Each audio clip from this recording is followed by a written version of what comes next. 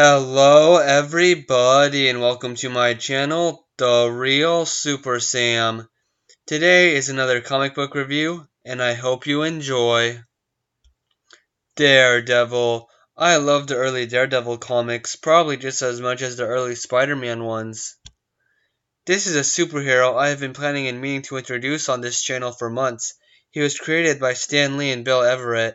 So let's get on with reviewing Daredevil issue 1, his first appearance.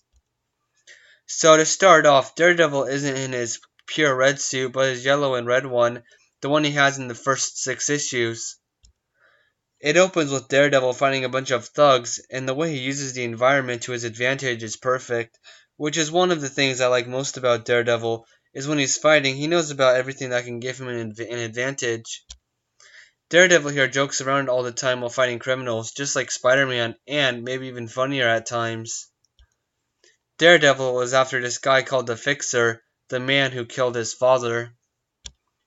This leads to us hearing his origin. I think there's stuff here people watching can learn. So we see Matt Murdock's dad, battling Murdock here, wants his son to study and get good grades instead of playing ball and wrestling because of everything his father has sacrificed since he's a single dad. Matt agrees. But that leads to everybody teasing him, calling him Daredevil because he's not. One day, Matt goes home and with his rage punches a bag clean off. He decides to practice every day to get stronger. Years go by, and we see the once great battling Murdock is old, unable to land a job in weeks. He's desperate to get Matt through college, so he goes to the Fixer, the one man he swore never to do business with, but he does sign and things seem to be going good then. But when he gets back, Matt isn't home. Matt is returning from the library and sees a blind and deaf man crossing the street. Even though he's just a kid and it's not his problem, he drops his books and leaps to save the man from getting hit. Matt saves his life, but he gets hit and a cylinder of a radioactive material lands on him. This causes Matt to turn blind and go to the hospital, but eventually his eyesight can be healed in a few years and he is still doing good in school.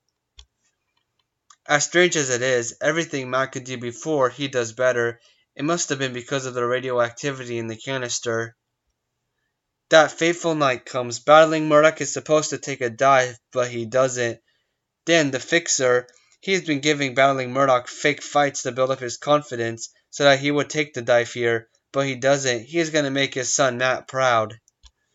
And he wins, proving that.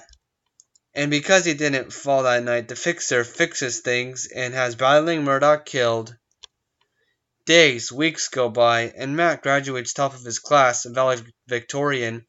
He and his best friend, Foggy Nelson, go into business together as attorneys, and even get a secretary, Karen Page, but Matt still can't concentrate right because he knows the man who killed his dad is still out there. So he creates a costume, calls himself Daredevil because the kids who teased him used to call him that. While making his suit, he says that he can even feel colors. Wow. In present day, the Fixer finally arrives and Daredevil's got him.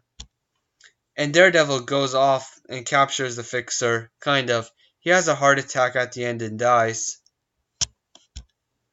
They were really hyping up Daredevil here, selling him off as being as good as Spider-Man, and they weren't overhyping it at all.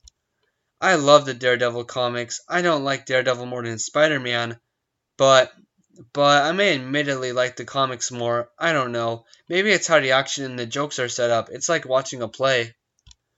In the classic Daredevil origin, his sight got taken away, but all the other 4 senses he could do better times the normal man. They try hard to make the Fixer be a really scary and big-time villain, but I could care less about this guy. A plot device is what he is. The most I could give him is a mini, forgettable, hammerhead-type thug. We also see that Karen Page, the secretary, likes Matt Murdock, but Foggy Nelson, his best friend, likes Karen, and Matt likes Karen back. But this whole thing is for another day. Once again, the way Daredevil is written is very interesting, especially how he can use all his senses 10 times better.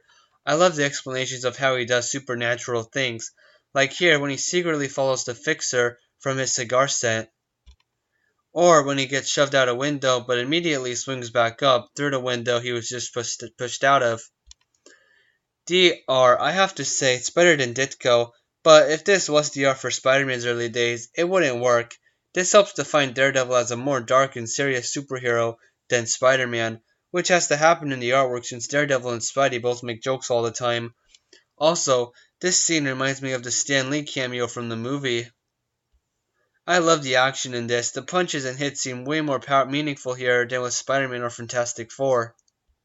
Matt Murdock was always a good guy, and he still got hurt, which may be why he became a bit darker of a superhero than Spider-Man later. Since he was always a good guy, there is no real lesson that he learned to become a superhero here, but we see he likes to do superheroing acts, and he will be back. It's a nice switch up from a superhero who is mysterious from the public. He's more like Superman here than Spidey in his first appearance. Wow, I have to give it a 10 out of 10. It was a great comic story for an origin. It never got dull. And like Fantastic Four and unlike Spider-Man, the first appearance of the hero was in the first issue of their comic mag. Please remember to like, comment, and subscribe. Bye guys, and have a good day.